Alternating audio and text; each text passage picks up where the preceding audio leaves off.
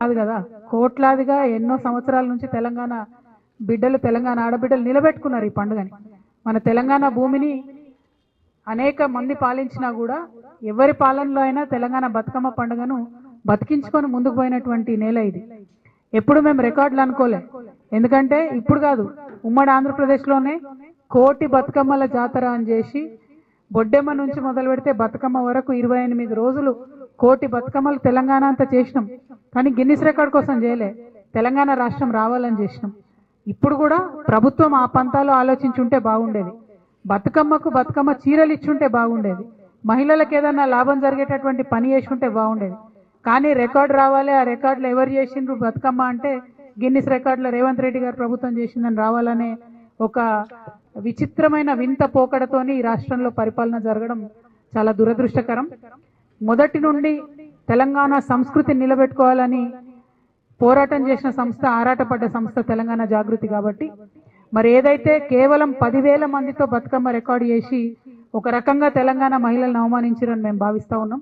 కాబట్టి వచ్చే సంవత్సరం తెలంగాణ జాగృతి ఆధ్వర్యంలో 1,00,000 మంది మహిళలతోని మేము బతుకమ్మ సంబరాలు చేసి గిన్నిస్ రికార్డు ఎక్కించి ఖచ్చితంగా బతుకమ్మ పండుగ అంటే తెలంగాణ ఆడబిడ్డల పండుగ అనేటటువంటి విషయాన్ని నిరూపిస్తాం. ప్రభుత్వం మా మరుసటి సంవత్సరం మాకు పోటీ వస్తే దాన్ని కూడా బ్రేక్ చేసినట్టు మళ్ళీ చేస్తాం. అల్టిమేట్గా మా ఆలోచన ఏంటంటే తెలంగాణ తల్లి బొమ్మ ఎవరు పెట్టిరంటే తెలంగాణ ప్రజలు పెట్టిరన్నట్టు రావాలి, కానీ రేవంత్ రెడ్డి గారు పెట్టినని వచ్చే విధంగా వారు ఏదైతే ఈ కుట్రలు చేస్తూ ఉన్నారో వాటిని ఖచ్చితంగా ఎదుర్కోవడానికే ఈ ప్రయత్నం చేస్తాం. వచ్చే సంవత్సరం 1,00,000 మంది మహిళలతోని తెలంగాణ జాగృతి ఆధ్వర్యంలో ఖచ్చితంగా హైదరాబాద్ నగరంలో చేసి చూపిస్తామని సందర్భంగా ప్రజలందరికీ కూడా తెలియజేస్తా ఉన్నాం. అదేవిధంగా మరి మీ అందరికీ తెలుసు, బీసీ రిజర్వేషన్ల కోసం తెలంగాణ జాగృతి అగ్రభాగాన నిలబడి పోరాటం చేస్తున్న విషయం మీ అందరికీ తెలుసు. అందరం కొట్లాడినాం, అందరం ఆరాటపడ్డాం. బీసీ కుల గణన జరిగినప్పుడే మేము చెప్పినాం, ఈ లెక్క తప్పుల తడక, మీ లెక్క కరెక్ట్ అయితే గ్రామ పంచాయతీల వారీగా డీటెయిల్స్ పెట్టమని ఆనాడే చెప్పినాం. ఆనాడు ఇంకో మాట కూడా చెప్పినాం, మీరు డీటెయిల్స్ పెట్టండి, దాంతోపాటు భూసాని కమిషన్ రిపోర్ట్ను అసెంబ్లీలో పెట్టండి, అసెంబ్లీలో డీటెయిల్స్ ఇవ్వండి, ఒక శాంక్టిటీ ఇవ్వండి మీరు చేసినటువంటి ఈ జనగణనకు, లేకపోతే కోర్టులో ఇబ్బందులు అవుతాయని ఆనాడే చెప్పినాం. అయినా ప్రభుత్వం వినలేదు. ఆనాడు ఇంకో మాట కూడా చెప్పినాం, ఒక్కటి కాదు మీరు 3 బిల్లులు పెట్టాలి, లేకపోతే ఎవరు కోర్టుకు పోయినా అన్నిటికీ ఇబ్బంది వస్తుందంటే అది కొంత విని మీరు 2 బిల్లులు పెట్టిన. అందుకే ఇవాళ ఏ ఇబ్బంది వచ్చినా కేవలం రాజకీయపరమైనటువంటి జీవోకే ఇబ్బంది వస్తుంది తప్పితే విద్యా ఉద్యోగాల విషయంలో ఇబ్బంది రాదు. అదొకటి సంతోషించదగ్గ పరిణామం. అయితే ఇప్పుడు తెలంగాణ బీసీ బిడ్డలు నేను కోరేది ఏంటంటే 42% కాంగ్రెస్ గవర్నమెంట్ జీవో ఇచ్చింది. ఇచ్చిన తెల్లారే ఇస్తుందనే వార్త రాగానే మళ్ళా కాంగ్రెస్ పార్టీ నాయకులే కేసు వేయించారు. అది నేను కాదు, ఇంటర్నెట్ అంతా కోడై కూస్తున్నది. అనేక రకమైన సాక్ష్యాధారాలతో అనేక మంది కేసు వేసిన వ్యక్తులు రేవంత్ రెడ్డి గారి దగ్గర మనుషులని కూడా చెప్తున్నటువంటి సందర్భం కనబడుతున్నది. ఎట్ ద సేమ్ టైం వీళ్ళేమో వీళ్ళు ఇచ్చిన జీవోనే వీళ్ళు కేసులు వేస్తారు.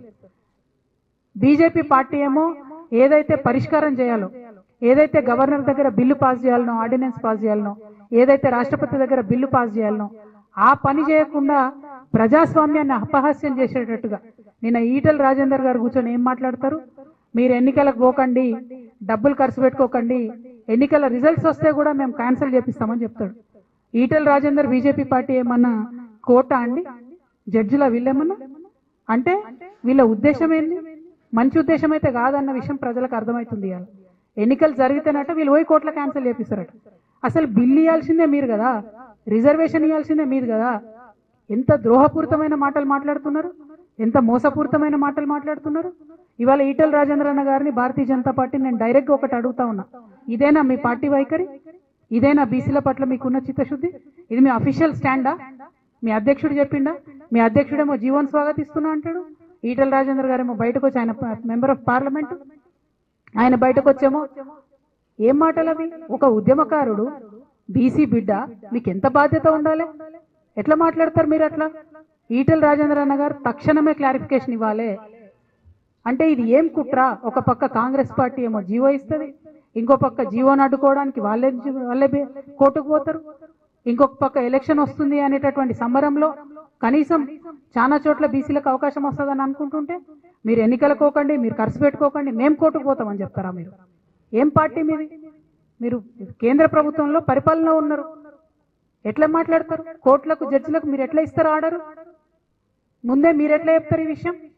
ఈ మోసాన్ని దయచేసి తెలంగాణ బీసీ బిడ్డలు గుర్తించాలని నేను కోరుతా ఉన్నాను. ఇది చాలా దారుణం. బీజేపీ పార్టీలో ఇంకెవరైనా మాట్లాడితే అర్థం చేసుకోవచ్చు. ఈటెల రాజేంద్ర అన్న ఒక ఉద్యమాల నుంచి వచ్చిన బిడ్డ, ఆయన ఎట్లా మాట్లాడతాడు ఇట్లా? You are an MP in a ruling party. How can you dictate what the court is going to say? How can you say we will go to the court after elections and elections will be cancelled just like Maharashtra? So did you influence Maharashtra decision also? What are you saying, Mr. Etal Rajendra Garu? I am questioning you today. You are a member of parliament. Is this a joke? The fight that we are doing on the street for the OBC community of Telangana, does this look like a joke to you? Is this a joke for BJP party? స్పష్టంగా జవాబు ఇవ్వాలి, ఈరోజు answer చేయాలి. మోసం చేసి కాలమెల్ల తీస్తామంటే కాదు. అరే మాట్లాడడానికన్నా నియతి ఉండాలి కదన్నా. గవర్నర్ దగ్గర పెండింగ్ ఉంది ఆర్డినెన్స్, మాట్లాడరాదా మీకు? ఇక్కడ ఉన్న 8 మంది పార్లమెంట్ మెంబర్లు పోయి కాలు పట్టుకోండి మీ మోడీ గారి, అన్న మా తెలంగాణ వాళ్ళకు రిజర్వేషన్ కావాలి ఇవ్వండి అని అడగండి. అది అడగ చేత కాదు, ఉల్టా ఏమంటారు? ఎలక్షన్లకు పోకండి అంటే ఇప్పుడు బీసీ బిడ్డలు ఎంత కన్ఫ్యూజన్లు ఉండాలి? పోవద్దా? పైసలు పెట్టుకోవద్దా? గెలవద్దా? బీసీలకు ఏం రావద్దా? ఇదేనా బీజేపీ వైఖరి? ఎంత అన్యాయం ఇది! జోక్ లాగా ఒక పక్క కాంగ్రెస్ పార్టీ ఏమో ఇచ్చిన రిజర్వేషన్లలో, మీకు ఇక్కడ ఎగ్జాంపుల్స్ నేను చదివి వినిపిస్తా, దయచేసి కొంచెం టైం పట్టిన ప్రెస్ మిత్రులు ఓపికగా వినాలని కోరుతున్నా. కామారెడ్డి జిల్లా నస్రులాబాద్ మండలంలో అంకోల్ గ్రామ పంచాయతీ ఎస్టీకి రిజర్వేషన్ ఎస్టీకి వచ్చింది. ఆ ఊర్లో మొత్తం ఉన్నది 784 మంది. ఒక్కడంటే ఒక్క ఎస్టీ ఓటర్ లేడు ఆ ఊర్లో. రిజర్వేషన్ ఎస్టీకి వచ్చింది. ఇది ఏంది ఇది? అంటే ఎంత సాంకేతిక పరంగా అసలు ఇదేమన్నా పనికొచ్చే రిజర్వేషనేనా? అట్లనే పెద్ద కొడపతల్ మండలం దావన్ తండ ఈ పంచాయతీని ఎస్సీలకు రిజర్వేషన్ చేశారు. అక్కడ ఒక్కరంటే ఒక్క ఎస్సీ ఓటర్ లేడు. ఎక్కడికి వెళ్ళి వచ్చి పోటీ చేయాలి ఎస్సీలు? మరి పోటీ చేస్తే ఆ గ్రామంలో ప్రజలకు ఏం న్యాయం జరుగుతుంది? మాచారెడ్డి మండలం వడ్డెరగూడెం తండ, మొత్తం ఊరంతా వడ్డెరలే ఉంటారు, అంటే బీసీలు ఉంటారు. అక్కడ సర్పంచ్ పదవి ఎస్టీకి వచ్చింది. మరి ఎక్కడి నుంచి ఎస్టీ వచ్చి అక్కడ పోటీ చేయాలి? ఎట్లా గెలవాలి? నాగర్ కర్నూలు జిల్లా, ఇదైతే మరీ దారుణం. నాగర్ కర్నూలు జిల్లా అమరాబాద్ మండలం కుమ్మరోన్పల్లిలో ఇదివరకు కూడా సర్పంచ్ సీటు ఎస్టీకి రిజర్వ్ అయింది. అయితే గ్రామంలో ఎవరు ఎస్టీలు లేకపోవడంతో అసలు ఆ గ్రామంలో ఇదివరకు కూడా సర్పంచ్ ఎన్నికలు జరగలేదు. ఇక ఎంత ఘోరం ఉన్నాయి మన ప్రభుత్వాలు అంటే, ఇదివరకే ఎన్నికలు జరగని ఆ గ్రామంలో మళ్ళీ ఇప్పుడు మళ్ళీ ఎస్టీకే రిజర్వేషన్ వచ్చింది. మళ్ళీ ఎట్లా జరుగుతుంది ఎన్నిక? అంటే ఆ ఊరు పోయినసారి ఎన్నికలు జరగలేదు, ఇప్పుడన్నా రిజర్వేషన్ మార్చాలి కదా, సరి చేసుకోవాలి కదా. అక్కడ కూడా జరగలేదు.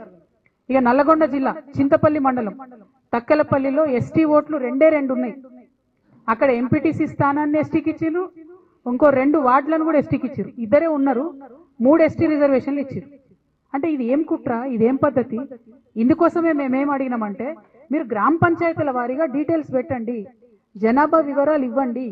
ఇస్తే అక్కడ జనాభా ఎవరు ఎక్కువ ఉంటే అక్కడ వాళ్ళకు, ఓసీ లెక్కుంటే ఓసీలకు వస్తుంది, ఎస్సీ లెక్కుంటే ఎస్సీలకు వస్తుంది, బీసీ లెక్కుంటే బీసీలకు వస్తుంది. అలా పెద్ద విషయం ఏముంది? ఇంత సింపుల్ ఇష్యూని కాంప్లికేట్ చేసి ప్రజలను మోసం చేసి ద్రోహం చేసి ఏం బాగుంటే ఈ 2 పార్టీలు, ఈ 2 జాతీయ పార్టీలకు చేస్తున్నటువంటి విధానాలు ఏంది? దయచేసి ఒకసారి తెలంగాణ ప్రజలు ఆలోచించాలని నేను కోరుతా ఉన్నా. ఇంత పెద్ద లిస్ట్ ఉంది, 3 పేజీల లిస్ట్ ఉంది, ఎగ్జాంపుల్స్తో సహా ఒక్కొక్క గ్రామ పంచాయతీలో ఎంత దారుణంగా ఉంది. అసలు బీసీలు లేని దగ్గర బీసీ రిజర్వేషన్ ఇచ్చారు, అసలు ఓసీలు లేని దగ్గర ఓసీ రిజర్వేషన్ ఇచ్చిండ్రు. ఇందుకోసమే మేము అడిగేది, పారదర్శకంగా ఉండాలి, డేటా బయట పెట్టాలి. మీరు డేటా బయట పెడితే రిజర్వేషన్లలో ఎంత శాంక్టిటీ ఉంది, ఎంత క్లారిటీ ఉంది అన్న విషయం కూడా వస్తుందనే విషయాన్ని నేను ఈ సందర్భంగా తెలియజేస్తా ఉన్నాను. At the same time Revanth Reddy గారు నేను సూటిగా ప్రశ్నిస్తున్నా. చాలా గొప్పగా 30 ఏండ్ల ఉద్యమాన్ని నేను ఒక కంక్లూజన్కి తీసుకొచ్చిన, ఎస్సీ వర్గీకరణ చేసిన అని చాలా పెద్ద ఎత్తున అసెంబ్లీలో స్పీచ్ ఇచ్చి మందకృష్ణ మాదిగ గారిని పిలుచుకున్నారు, శాల్వాలు కప్పిండ్రు, సన్మానం చేసిండ్రు. అందరం కూడా అనుకున్నాం మరి వర్గీకరణ సమస్య ఎండ్ అయిపోయింది, మంచి జరిగిందని. వర్గీకరణ సమస్య ఎండ్ చేసినామన్నారు, షమీమ్ అఖ్తర్ కమిషన్ వేసిండ్రు, అసెంబ్లీలో బిల్లు పెట్టిండ్రు, వర్గీకరణ చేసినామని చెప్పారు. మరి చేసినటువంటి వర్గీకరణ ఈ రిజర్వేషన్లలో రిఫ్లెక్ట్ కావాలన్నా వద్దా? ఎస్సీ అని ఇచ్చేసిండ్రు.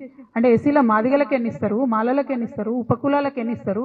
అసలు వర్గీకరణ ఉద్యమం 30 ఏళ్ళు కొట్లాడింది ఎందుకు? అంతమంది బిడ్డలు ఆ వర్గీకరణ ఉద్యమం కోసం చనిపోయిన మాదిగ బిడ్డలేంది? వాళ్ళ త్యాగాలకు అర్థమేమన్నా ఉందా? మీరు పెట్టినరు బిల్లు, పాస్ చేసిన అసెంబ్లీలో, మరి అది రిఫ్లెక్ట్ కావాలి కదా ఇప్పుడు గ్రామ పంచాయతీ ఎన్నికలల్లా. ఎందుకైతే లేదు? అట్లా కానప్పుడు మీరు బిల్లు పాస్ చేసి ఏం లాభం? బిల్లు పాస్ కానటువంటి బీసీ దానికేమో మీరు రిజర్వేషన్ ఇస్తున్నామని మోసం చేస్తారు. ఆల్రెడీ బిల్లు పాస్ అయిన ఎస్సీ వర్గీకరణేమో అసలు ఎస్టీ రిజర్వేషన్ జాబితాలలో ఎక్కడ ఉండనే ఉండదు. ఇక మిగతా మీరు అరకొరగా చేసినాయని తప్పుల తడగ్గా ఉన్నది. ఇట్లాంటప్పుడు ఎన్నికలు ముందుకు వెళ్ళడం ఎట్లా? న్యాయం జరుగుతుందా?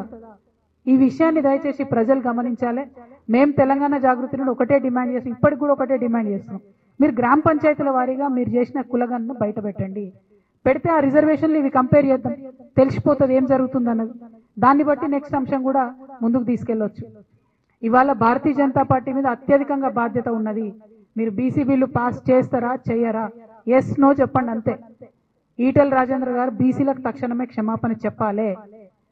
ఏం మాట్లాడుతున్నారు మీరు? బీజేపీ పార్టీ క్షమాపణ చెప్పాల్సిందే. అది చాలా దారుణం.